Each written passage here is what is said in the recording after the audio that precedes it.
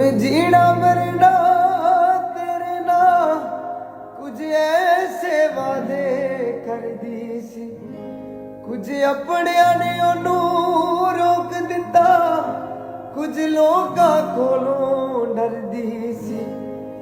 ਹੁਣ ਜੀਣਾ ਮਰਨਾ ਤੇਰੇ ਨਾਲ, ਕੁਝ ਐਸੇ ਵਾਦੇ ਕਰਦੀ ਸੀ, ਕੁਝ ਆਪਣਿਆਂ ਨੇ ਉਹਨੂੰ ਰੋਕ ਦਿੱਤਾ, ਕੁਝ ਲੋਕਾਂ ਕੋਲੋਂ ਡਰਦੀ ਸੀ।